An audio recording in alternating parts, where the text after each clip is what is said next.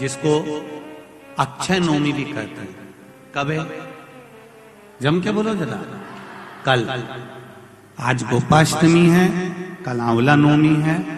और आप सबसे निवेदन करूंगा कि आंवला नवमी के दिन शाम के समय पर आंवले के वृक्ष के नीचे घी का दिया लगाकर कनक धारा स्तोत्र का पाठ अवश्य करें।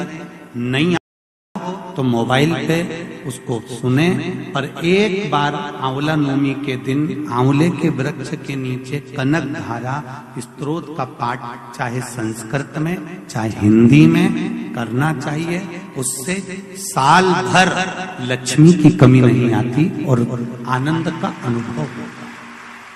करो। एक कितना यहां पर लिखा हुआ है, देव उठनी एकादशी के दिन भगवान उठेंगे और देव उठनी एकादशी के दिन भगवान उठकर अपना कार्यभार भगवान शंकर जी से लेंगे।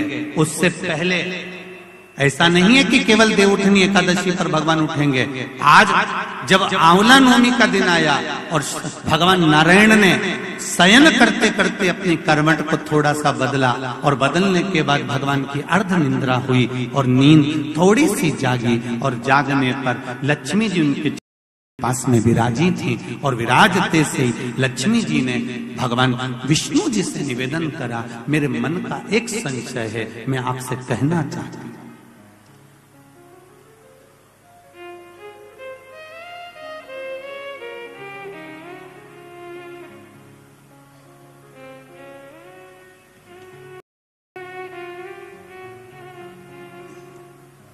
ये हमारे मन का भाव है कि हम भगवान को देव सोनी एकादशी पर सुलाते हैं और देव उठनी पर उठाते हैं।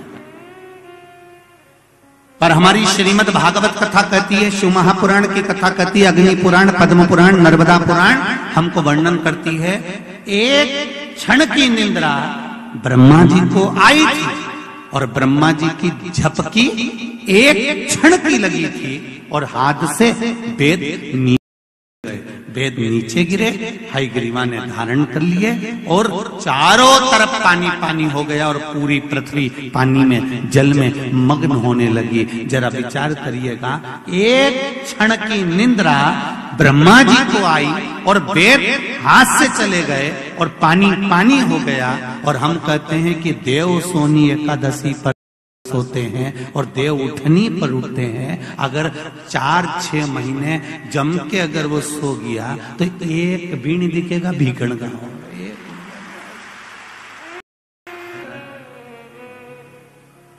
ये सोने की तो भगवान की लीला है।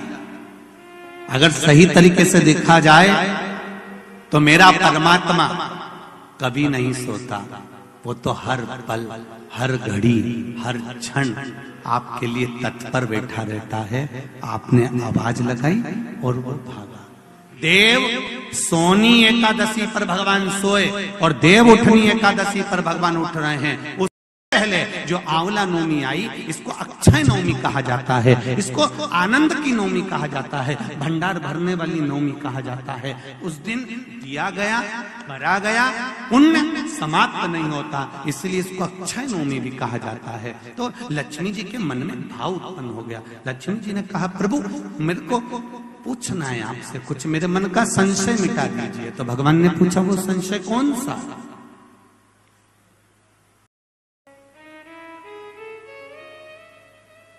क्या संशय है आपका?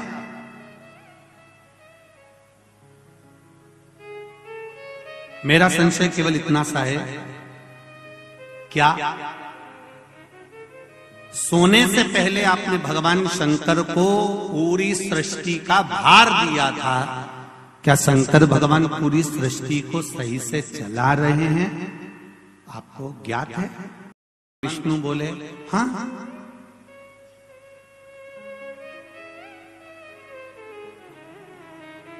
चला रहा। संशय मिटा दो। भगवान ने कहा, कौन सा संशय? मुझे थोड़ी सी परीक्षा ली। अभी तक नारायण भगवान करवट लिए थे, आज नारायण भगवान सीधे होकर पूछ रहे हैं, परीक्षा आपको लेना है? हाँ, लक्ष्मी विचार कर लेना। लक्ष्मी तुम्हारे मन में क्या शंकर भगवान के प्रति भेद उत्पन्न हो रहा है? शिव जी के प्रति भेद उत्पन्न हो रहा है? मेरा एक निवेदन पूर्ण श्रोता भाइयों से निवेदन है, शंकर भगवान पर कभी भेद उत्पन्न मत करना। क्या शिव जी को जल चढ़ाने से ऐसा होता है? क्या बेलपत्री खाने से ऐसा होता है? पहले चढ़ाकर देखो, खाकर देखो, लाभ हो तब विचार करिए क्या हाँ होता है। को हम अपने जीवन में उतारें कि आंवला नवमी के दिन आंवले के वृक्ष के नीचे कुछ खाने का नियम क्यों है? बोलो, यहाँ से पहले लोग आंवला के पेड़ के नीचे पिकनिक मनाने जाते थे कि नहीं जाते? आंवले के वृक्ष के नीचे बैठते कि नहीं बैठते? क्यों? कोई तुमसे पूछे, कल के बच्चे तुमसे प्रश्न कर लेंगे, मम्मी ये आंवले के वृक्ष के नीचे क्यों पूजन करती हो? आंवले के पेड़ के नीचे क्यों जाती हो? आंवले के वृक्ष के नीचे पिकनिक मनाने क्यों जाना चाहिए? आंवले के वृक्ष के नीचे कुछ क्यों खाना चाहिए? आंवले के नीचे बैठकर दीप क्यों जलाना चाहिए? आज के बच्चे, जो विज्ञान का युग है, इस विज्ञान के युग के बच्चों को विज्ञान के साथ जोड़कर बताना पड़ेगा आपको कि आंवले के वृक्ष की महत्वता क्या है।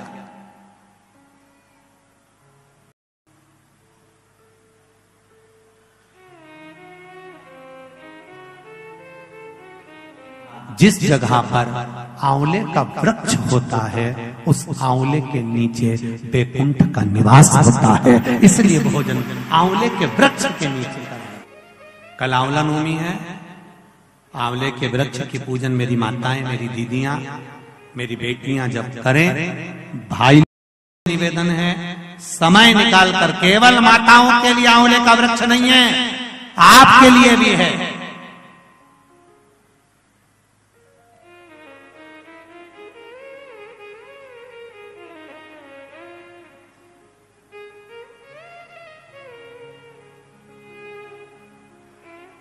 और मेरी माताओं से एक निवेदन, आंवले के वृक्ष के नीचे पूजन करने जाओ, रे पत्ती भी अगर पड़ी हुई है तो उसको भी थोड़ा सा उठा कर लिया ना। अगर घर का कोई व्यक्ति नहीं गया होगा तो उसको मस्तक पर घर में ही वो पत्ती, तो बैकुंठ का भाव तो उसके पास तक पहुंच जाएगा, उतना भी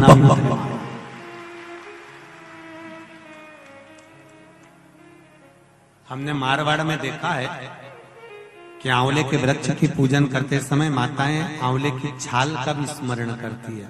अपनी चीटी उंगली अंगुष्ठ से मारवाड़ी माताएं उसको भी अपने पल्लू में लेकर आती है, दीप प्रज्वलन करती है, उसको अलमारी में लाल वस्त्र के अंतर्गत तिजोरी में रखती। क्यों? बैकुंठ का एक हिस्सा, बैकुंठ का एक भाव। ब्रह्मदेव करें आंवले के वृक्ष के नीचे शंकर भगवान भोजन कर लें तो बैकुंठ के भोजन का फल मिलता है। बैकुंठ के भोजन का फल, हाँ, लक्ष्मी जी ने उसी समय पर आंवले के वृक्ष के नीचे भोजन की व्यवस्था करी। शंकर भगवान भोजन करने के लिए बैठे, जैसे ही माता लक्ष्मी ने भोजन लगाया है, शंकर भगवान ने एक ग्रास भोजन को लिया, पाया और उठकर शंकर भगवान चले। थोड़ी देर बाद वापिस लौट कर आ गए, बैठ गए। पूछा महारानी ने, माता लक्ष्मी ने, मेरे शंभु, मेरे बाबा, मेरे भोलेनाथ, मेरे प्रभु कहाँ चले गए थे आप भोजन की थाली को छोड़कर? तब शिव जी कहते हैं, कोई 4 संत भूखे रह गए थे, उनको भोजन कराने चला गया था। लक्ष्मी जी ने कहा, आप सृष्टि के सही कर रहे हो, मैं जान गई आपको कि आप सृष्टि के सही संचालन करता हो। एक मन की अभिलाषा है, अगर आप पूरी कर दें तो, एक मन की अभिलाषा है, आप अगर पूरी कर दे तो। शिव जी ने पूछा, क्या? मेरा मन है, आप अगर ब्रह्म मुहूर्त में सुबह का समय भोजन ग्रहण कर रहे हैं तो शाम का भोजन भी मेरे ही इस बैकुंठ में श्रवण भोजन ग्रहण करें। शिव जी ने कहा, शाम को तो मैं पार्वती के साथ चलता हूं, पर दोपहर के समय पर मैं आपके यहाँ भोजन करने फिर आऊंगा। अब की बार लक्ष्मी जी ने भोजन कराने बैठने से पहले माता लक्ष्मी ने 5 चींटियों को एक डब्बी में भरकर बंद कर दिया।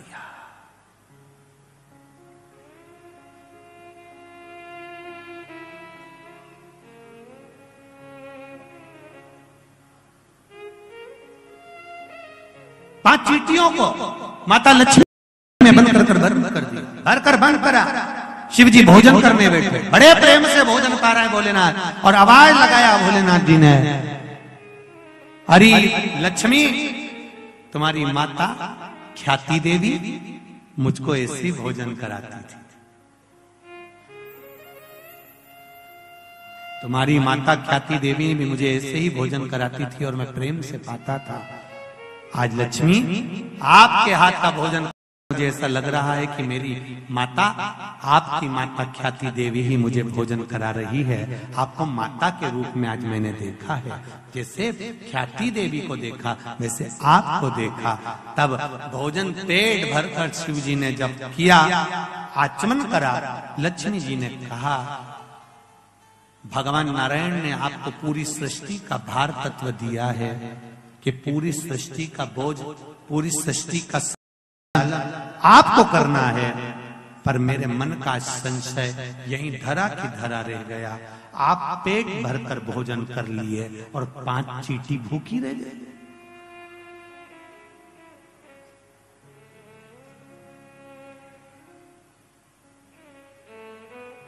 पांच चींटियां भूखी है। शिव जी मुस्कुराकर बोले, अरियो लक्ष्मी, कौन कहता है कि भूखी? कहां है चींटियां? लक्ष्मी जी कहती है, डब्बी में मैंने चींटी बंद कर रखी, 5 चींटियां भूखी है और आपने भोजन किया। जब भगवान विष्णु ने अपनी सृष्टि का भार आपको दिया था, तो बिना उनको भोजन कराए आपने भोजन कैसे कर लिया? देवाधिदेव महादेव शंकर भगवान कहते हैं, लक्ष्मी, किसी पर आक्षेप लगाने से पहले, उंगली उठाने से पहले 3 उंगलियां अपनी ओर जाती हैं कि अपने अंदर झांक कर देखो कि तुम कैसे हो। पहले विचार करो, फिर उंगली उठाओ। लक्ष्मी जी, पहले डब्बी में जो चींटियां हैं उनसे पूछो, उनने भोजन किया कि नहीं किया? मैंने तो सुबह से चींटियों को बंद कर कर रखा है, भोजन कहां से कर लेंगे? डब्बी खोली, चींटी के मुख में चावल का छोटा सा भाग फंसा हुआ था। लक्ष्मी जी की आंख से जल बहने लगा। भोलेनाथ, इनके मुख में चावल कहां से आ गया? शिव जी ने कहा, लक्ष्मी, तू जब चींटियों को बंद कर रही थी ना, तो तुझे दोष ना लगे, इसलिए तूने चींटियों के चरण को धोख लगाया था कि मेरे साथ परीक्षा में तुम शामिल, मेरे साथ थोड़ी देर के लिए तुम डब्बी में बंद हो जाओ।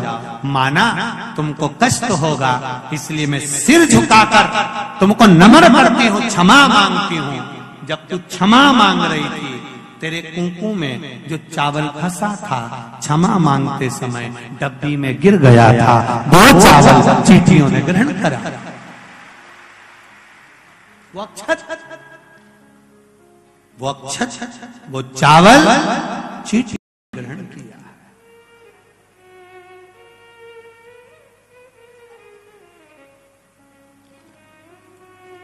महाराज, वो चावल जो चींटियों ने ग्रहण किया,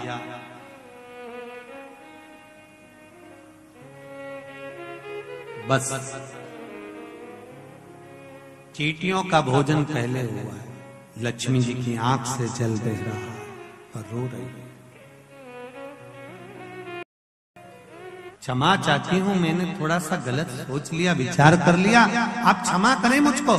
शंकर भगवान ने कहा, लक्ष्मी जी, क्षमा मत मांगो, एक काम कर दीजिए। क्या? बस एक कार्य चाहिए। अक्षय नवमी, आंवला नवमी के दिन जो आंवले के वृक्ष के नीचे दीप दान करेगा, शाम के समय पर संध्या काल के अंतर्गत, तो उसके घर में कभी संपदा की कमी ना हो। लक्ष्मी जी ने कहा, प्रभु आपकी आज्ञा, मैं स्वीकार करता, मैं स्वीकार करता।